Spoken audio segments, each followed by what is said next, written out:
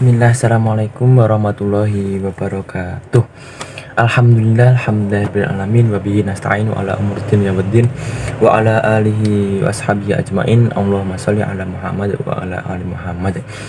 Baik, perkenalkan, nama saya Rifki Abdurrafiq Arifin dengan NIM 222121121. Kali ini kita akan membahas materi usul fikih, bab usul fikih, yakni bab mengenai ijma' sebagai sumber hukum Islam. Adapun subbab-subbab yakni dari pembahasan ijma' ini ialah apa itu definisi ijma', kemudian landasan-landasan dasar ijma', kemudian syarat ijma', dan yang terakhir macam-macam ijma'. Oke, memasuki subbab yang pertama ialah definisi ijma'. Adapun secara etimologi atau secara bahasa, ijma' mengandung dua arti.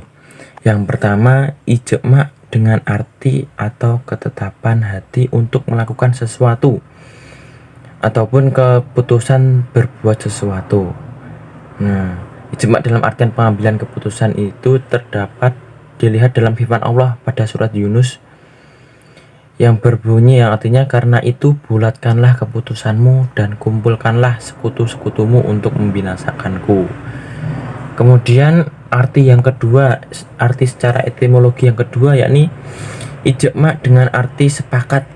Ijma' dalam arti ini dapat dilihat dalam Al-Quran surat Yusuf yang berbunyi artinya, maka tatkala mereka membawanya dan sepakat, mereka memasukkannya ke dasar sumur. Kemudian pengertian ijma' secara istilah, yakni menurut Al-Amidi, ijma' ialah kesepakatan sejumlah ahlul hali wal aqdi atau para ahli yang berkompeten mengurusi umat dari umat Nabi Muhammad SAW pada suatu masa atas hukum suatu kasus. Jadi ijma' merupakan kesepakatan sejumlah para mujtahid, para ulama pada suatu masa atas hukum suatu kasus tertentu. Baik, kemudian menurut Al-Ghazali juga merumuskan ijma', yakni kesepakatan umat Nabi Muhammad secara khusus atas suatu urusan agama tertentu, suatu agama menurut Imam Ghazali. Baik, kemudian memasuki subbab selanjutnya, yakni mengenai landasan dasar ijma'. Apa yang mendasari ijma' sebagai sumber hukum Islam? Nah, ijma' dijadikan sebagai sumber hukum Islam menurut Al-Ghazali ialah berdasarkan pada Al-Quran, sunnah, dan akal. Di antaranya ayat-ayat Al-Quran yang dijadikan sebagai sumber ijma' ialah surat An-Nisa ayat yang ke-59.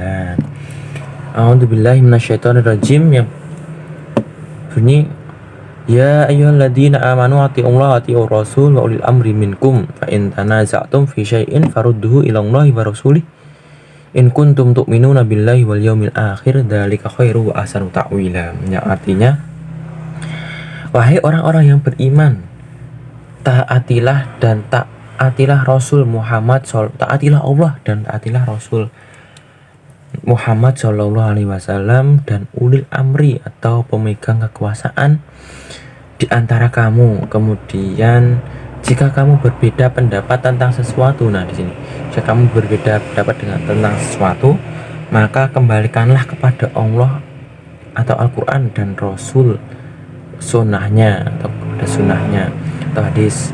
Jika kamu beriman kepada Allah dan hari kemudian atau hari akhir, yang demikian itu lebih utama bagimu dan lebih baik akibatnya. Ayat tersebut intinya menerangkan bahwa yang memerintahkan orang-orang beriman agar taat kepada Allah dan Rasul-Nya dan kepada ulil amri pemegang otoritas baik agama maupun pemerintah. Kita juga harus taat kepada Allah, Rasul, dan kepada ulil amri pemegang kekuasaan. Kemudian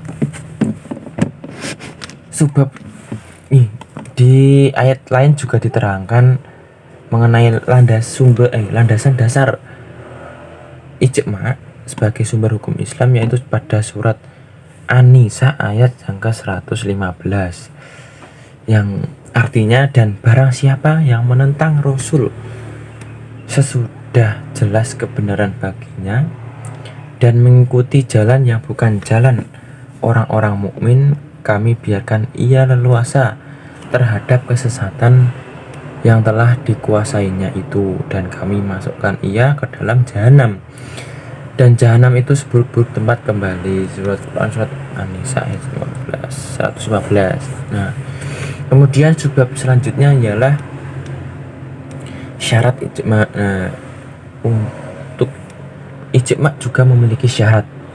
Ada sekitar 4 syarat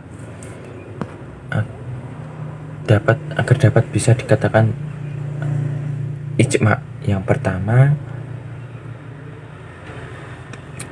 dilakukan oleh sejumlah mujtahid. Jadi ijma tidak cukup dikeluarkan oleh seorang mujtahid, karena makna kesepakatan itu tidak akan tercermin kecuali dengan melibatkan banyak mujtahid.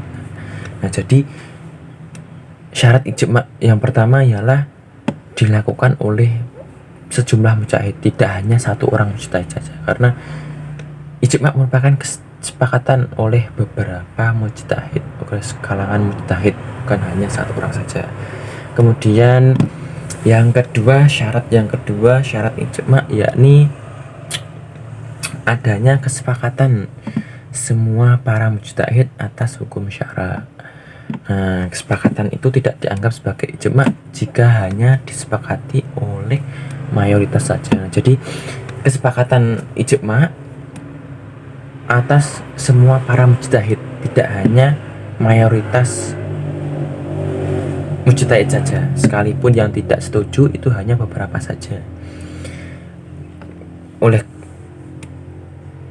Mengapa demikian? Karena yang disebut ijma adalah kesepakatan seluruh ulama.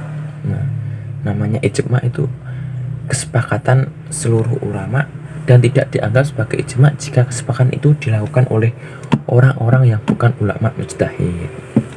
Kemudian syarat yang ketiga dikatakan ijma yakni hendaknya kesepakatan itu harus dipenuhi oleh seluruh mujtahid dan berbagai negara Islam pada saat terjadinya peristiwa. Nah, sekiranya kesepakatan itu hanya terjadi di wilayah negara, sementara ulama-ulama yang di berbagai wilayah tidak melakukan kesepakatan itu, maka tidak disebut sebagai ijma.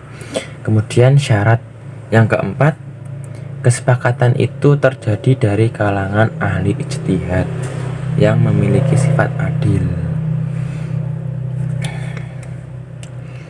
Orang-orang yang melakukan kesepakatan atau ijma itu harus bersandarkan pada hukum syarak dalam ijma mereka, baik dari nas ataupun qiyas, karena fatwa tanpa adanya sandaran adalah salah, dan berpendapat dalam hukum agama tanpa ilmu adalah dilarang. Oke, syarat-syarat ijma yang pertama tadi apa? Dilakukan oleh sejumlah mujtahid.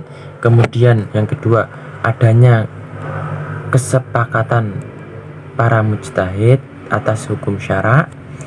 Yang ketiga, hendaknya kesepakatan itu harus dipenuhi oleh seluruh mujtahid dari berbagai negara Islam pada saat terjadinya peristiwa. Kemudian yang keempat atau yang terakhir, syarat ijma yakni kesepakatan itu terjadi dari kalangan ahli ijtihad yang memiliki sifat adil. Oke, kemudian masuki subbab selanjutnya yakni macam-macam ijma. Macam-macam ijma. Oke.